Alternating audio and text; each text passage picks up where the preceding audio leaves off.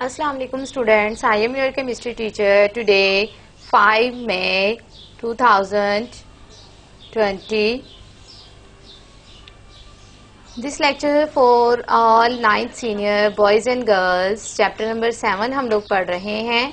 Topic है आज आप लोगों के electrolysis of water, galvanic cell and Down cell. ये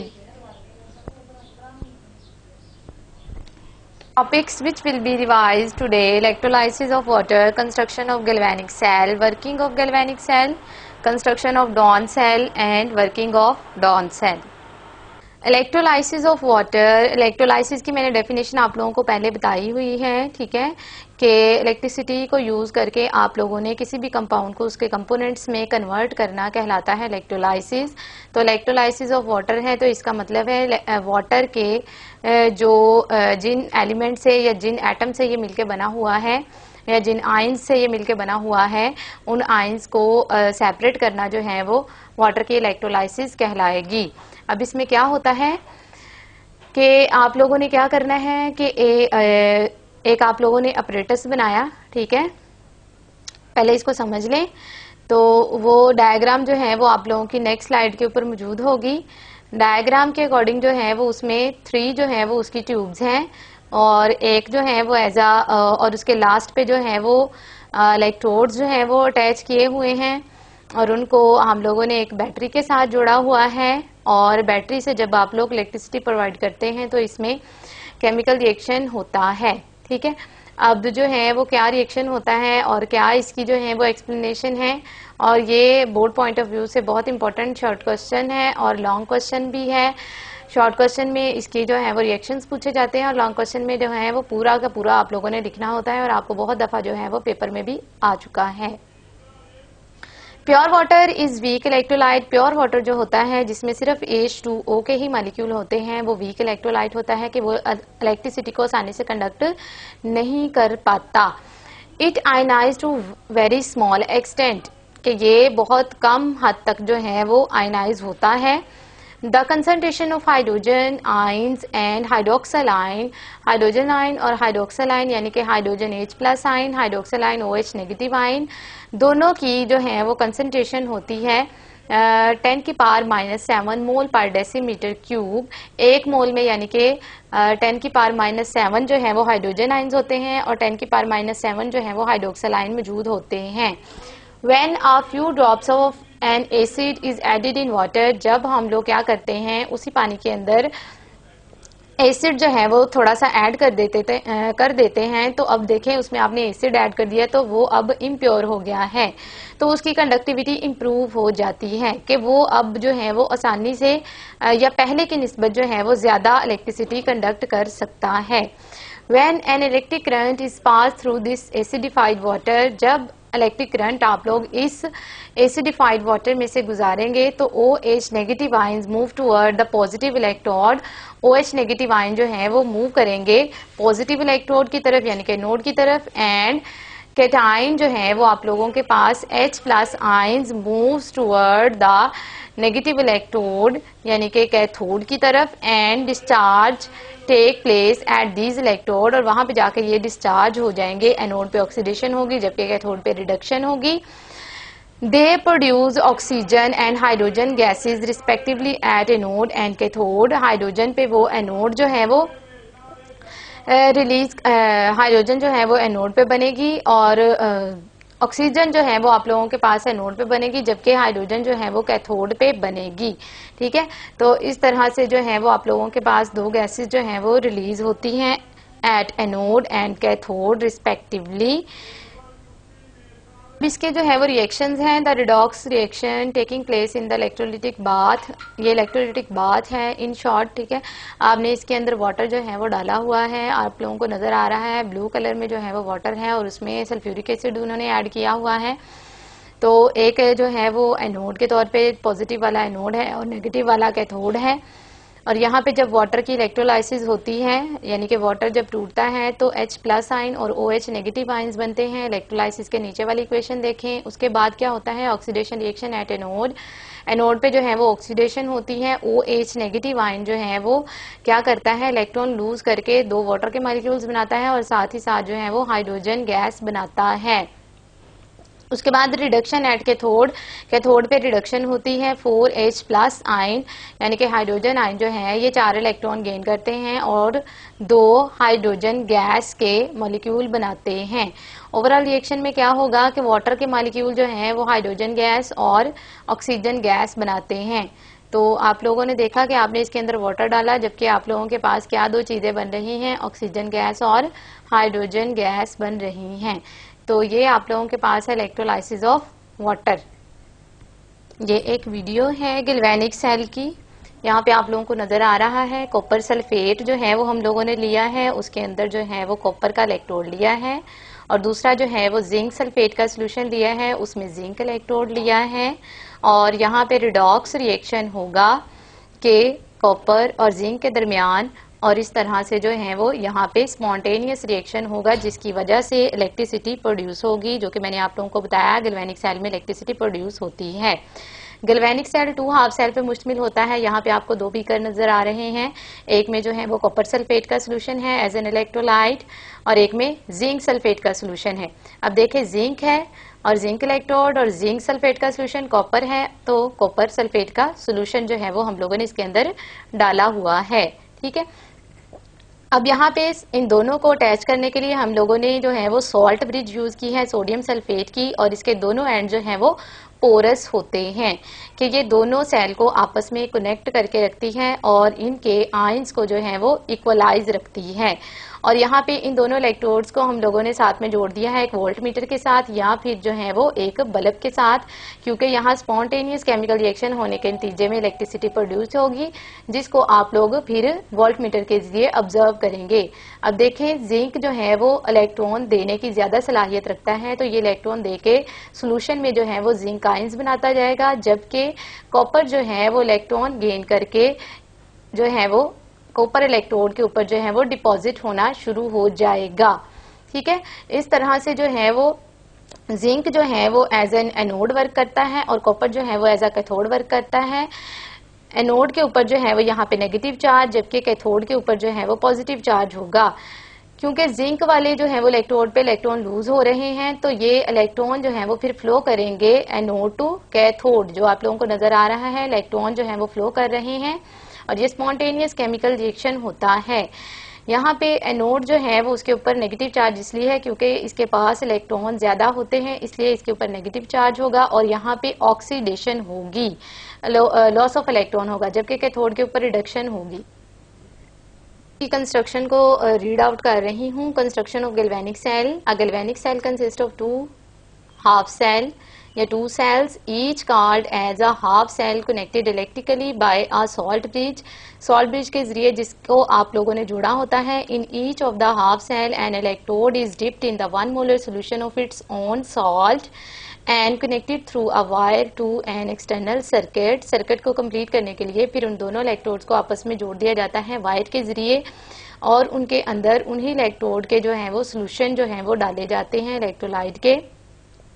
The left half cell consists of an electrode of zinc metal। जो लेफ्ट हाफ सेल है वो जिंक मेटल से बना हुआ है। dipped in the 1 molar solution of zinc sulfate solution।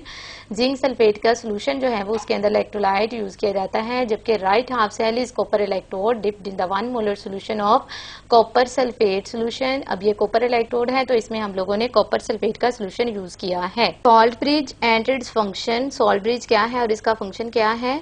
Structure है सबसे पहले इसका। Salt bridge is a U shaped glass tube. Glass की ये यू शेप की जो है वो ट्यूब होती है। It consist of saturated solution of strong electrolytes coated in a jelly like material. Jelly like material जो है वो इसके अंदर फिल किया होता है। The ends of U tube are sealed with a porous material like glass wool. कि उसके एंड जो हैं वो पोरस होते हैं, कि उसके अंदर जो है वो पोर्स होते हैं छोटे छोटे, जो कि आयंस को फ्लो करने के लिए जो है वो वे प्रोवाइड करते हैं, रास्ता प्रोवाइड करते हैं। अब इसका फंक्शन क्या है? The function of salt bridge is to keep the solution of two half cell neutral by providing a pathway for migration of ions. इसका फंक्शन ये है कि दोनों हाफ सेल के सॉल्यूशंस को न्यूट्रल रखना होता है, कि किसी एक सॉल्यूशन के अंदर जो है वो नेगेटिव आयन ज़्यादा या पॉजिटिव आयन ज़्यादा नहीं होने देता, बिल्कुल न्यूट्रल रखता है, कि दोनों तरफ जो है वो इक्वल जो है वो आप लोगों के पास सॉल्यूशन मौजूद होता है। तो उनको जो है वो आयंस जब माइग्रेट करते हैं तो आप लोगों के पास जो है वो सॉल्यूशन के अंदर जो है वो उसका नेचर जो है वो न्यूट्रल हो जाती है। Galvanic cell, the zinc metal has tendency to lose electron more readily than copper. Zinc जो है वो ऐसी मेटल है जो इलेक्ट्रॉन ज्यादा देने की सलाहियत रखती है as compared to copper. As a result, oxidation take place at zinc electrode. Oxidation जो है वो zinc electrode पे होगी.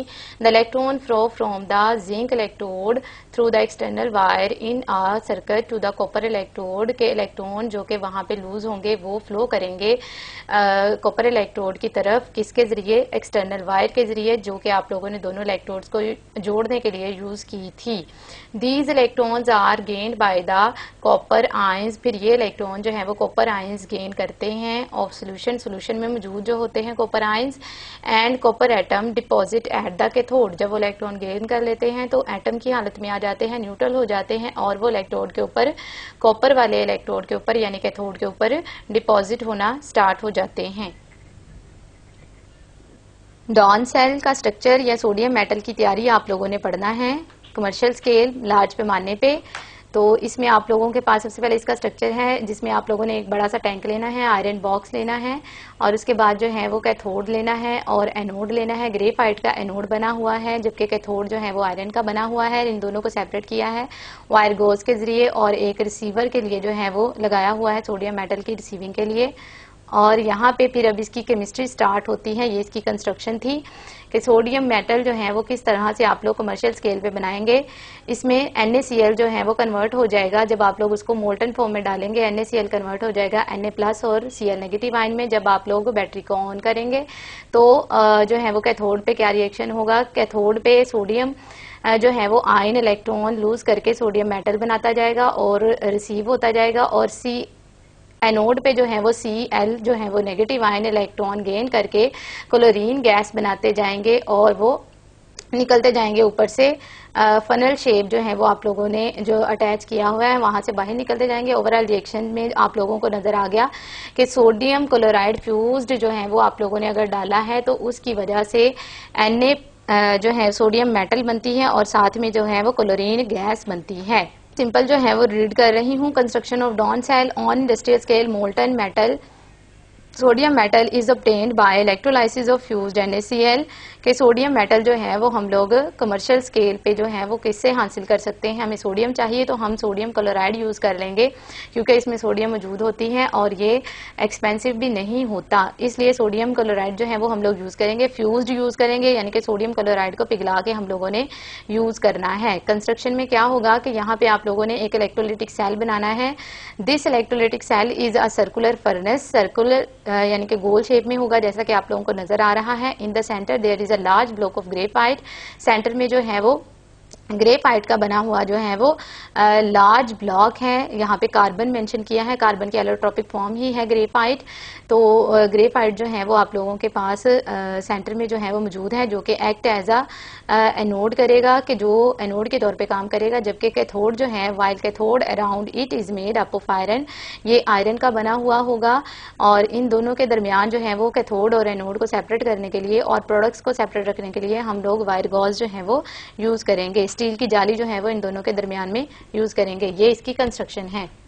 Of working of Down cell, या जो है वो आप लोग ये कह सकते हैं कि अब इसका केमिस्ट्री ऑफ दिस प्रोसेस, इस प्रोसेस की जो है वो केमिस्ट्री क्या है, तो वो आप लोगों के पास है। द फ्यूज्ड NaCl प्रोड्यूस, जब आप लोग फ्यूज्ड NaCl डालेंगे तो ये क्या देगा? जब इलेक्ट्रिसिटी ऑन करेंगे, जब आप लोग बैटरी को ऑन करेंगे तो क्या होगा?